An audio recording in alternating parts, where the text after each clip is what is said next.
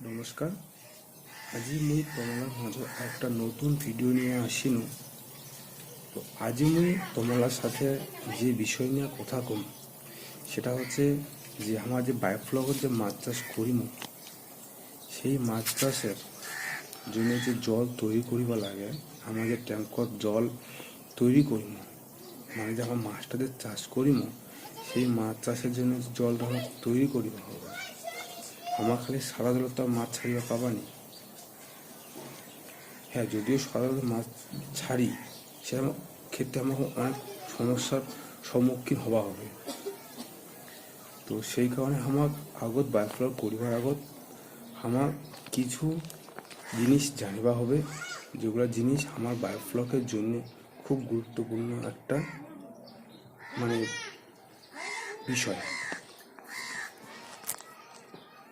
সেই গুরুত্বপূর্ণ বিষয়টা হচ্ছে যে আমার যে বায়োফ্লগত মাছ ছাড়িম সেই মাছটা যাতে আমার একদম শুরু থেকে শেষ পর্যন্ত যাতে আমার ঠিকঠাক করি আমার নিজের হাতের মধ্যে কন্ট্রোল করে রাখিবা পারি, সেই কারণে আমার এই বায়োফ্লগের জলটা তৈরি করা খুবই দরকার। তো মুই তোমাক খুব সংক্ষেপে বোঝানোর চেষ্টা করি।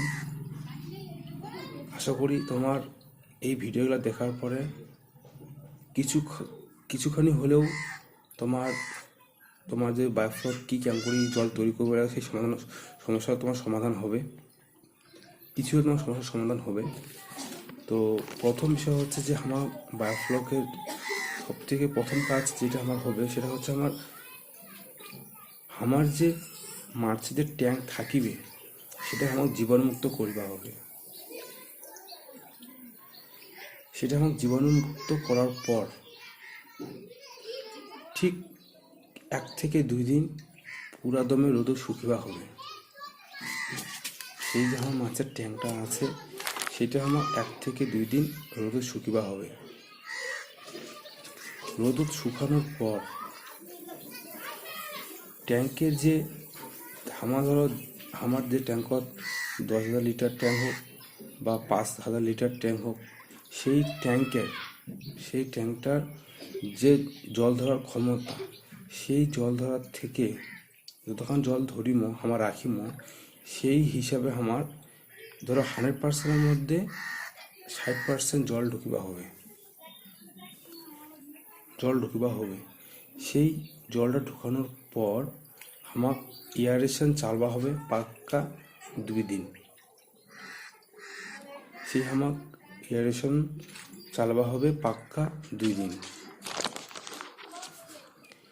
2 দিন এয়ারেশন চালানোর পর তৃতীয় দিন আমার জলের যে পিএইচ এবং টিডিএসটা যে আছে সেটা আমার পরীক্ষা করিবা হবে। তো পিএইচ আর টিডিএস পরীক্ষা করিবা হবে। পিএইচ কি? জলের সবচেয়ে গুরুত্বপূর্ণ বিষয় হচ্ছে যে পিএইচের যে প্যারামিটারটা আছে সেটা আমার সবথেকে গুরুত্বপূর্ণ। পিএইচ হলে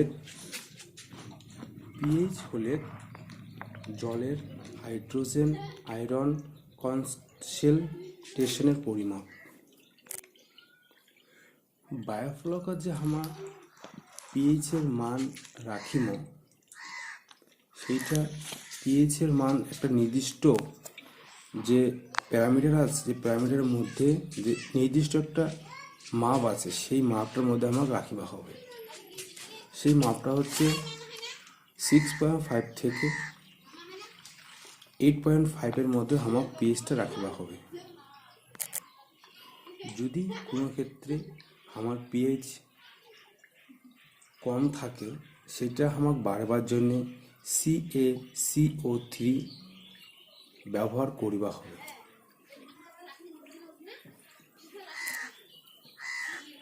সাধারণত বায়োফ্লগত পিএইচের মান বাড়বার জন্য প্রতি লিটার জলের জন্য 0.05 গ্রাম চুন বা CaCO3 আমার দিবা হবে। মই যত তাড়াতাড়ি সম্ভব এই তোমার জল প্রস্তুত বা জল যে তৈরি করা যে ভিডিওগুলা খুব তাড়াতাড়ি খুব কম সময়ের মধ্যে মুই এই বিষয়টা নিয়ে মানে জল তৈরির ব্যাপারটা শেষ করি খুব তাড়াতাড়ির মধ্যে। বা আমি তোমাকে বলছি যে 7 থেকে 10টা আমার ভিডিও হবে, কিন্তু খুব তাড়াতাড়ির মধ্যে ধরো 3 থেকে 4 বা 5খানা ভিডিওর মধ্যে যেই জল তৈরির ব্যাপারটা শেষ করিবা হবে। তারপরে মুই তোমাক প্র্যাকটিক্যাল দেখাম যে কেমন করে জল তৈরি করিবা হয়।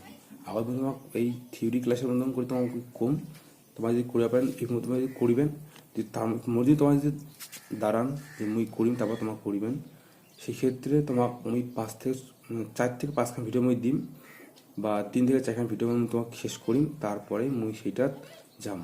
কারণ কিছু মাছ খুব তাড়াতাড়ি আসছে তোমার, মানে মাছের যে চারাটা খুব তাড়াতাড়ি আসছে, তো সেই কারণে মোক এই মানে মোর যে বড় ট্যাঙ্কের যে মাছ মানে ছাড়িম, তো সেটার জন্য যে মাছটা আইসেছে, তো সেটার জন্য মানে ওটা থেকে কিছু মাছ তোমার জন্য মুই এই ছোটো ট্যাঙ্কত দেখাম। মুই মোর জন্য মোর বড় ট্যাঙ্কত মুই ছাড়িম, কিন্তু মুই তোমার জন্য তোমার এই ছোটো ট্যাঙ্কত তোমাকে দেখাবার জন্যে মানে খুব তাড়াতাড়ির মধ্যে মুই এই বিষয়গুলো কমপ্লিট করি, মুই জলটা তৈরি করি। কারণ মোর বড় ট্যাঙ্কের মোর যে বড় ফোর্সেটার যে আছে, সেই ফোর্সেতে জল প্রায় তৈরি হয়ে যাওয়ার হচ্ছে।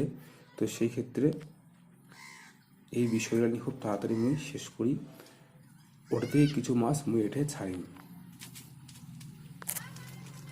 এবার আসা যাক আমার TDS এর ব্যাপারটা। বায়োফ্লকত আমার সহজে TDS দিয়া পরিমাপ করিবা আমার একটা আন্দাজ মতো পরিমাপ করিবা পাচ্ছি, কিন্তু বায়োফ্লকের জন্য TDS মিটারটা না হয়, কারণ একটা স্যালাইন মিটারের দাম খুব বেশি। সেই কারণে কম টাকায় আমার এই যে TDS মিটার দিয়ে আমার একটা আন্দাজ মতো কাজ করিমা। স্যালাইনিটি পরিমাপ করা হয় PPT দিয়া, TDS পরিমাপ করা হয় PPM দিয়া। 1 PPT = 1000 PPM। আশা করি তোমার ব্যাপারটা বুঝবার পারিছো। স্যালাইনিটি পরিমাপ করা হয় PPT দিয়া, TDS পরিমাপ করা হয় PPM দিয়া। 1 PPT = 1000 PPM। তাহলে আমার যে নর্মাল যে জলখান আছে, সেই জলের যে TDS, সেই TDS বাদ দিয়া যদি লবণ দেওয়ার পর আমার সেই জলের TDS 1000 আসে, তাহলে আমাকে বুঝিবা হবে যে আমার সেই ট্যাঙ্কের জলের যে স্যালাইনিটির পরিমাপ সেটা 1 PPT। আমার সেই হিসাবে লবণটা ইউজ করিবা হবে। তাহলে এবার জানা যাক যে স্যালাইনিটির উপকারিতা কী।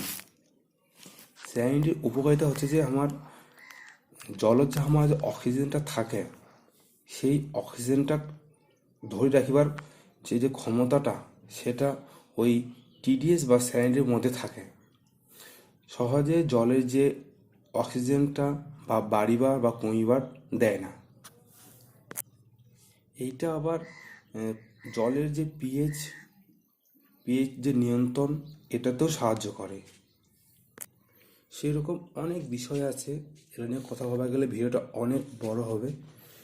তো খুব যত সহজে যত ছোট করি তোমাকে বোঝা যায়, সেই হিসেবে আমি চেষ্টা করি। তো আজকের মধ্যে এতটুকুই। যদি ভিডিওটা ভালো লাগে অবশ্যই লাইক করিবেন, শেয়ার করিবেন, কমেন্ট করিবেন, আর চ্যানেলটা সাবস্ক্রাইব করিয়ে রাখিবেন। যদি বায়োফ্লকত কোনো কিছু প্রবলেম হয় অবশ্যই স্ক্রিনে দেওয়া নম্বরত কল করিবেন, বা কোনো কিছু জানার থাকে অবশ্যই ফোন করিবেন বা কমেন্ট করে জানাবেন। ভিডিওটা যদি ভালো লাগে অবশ্যই লাইক করে যাবেন।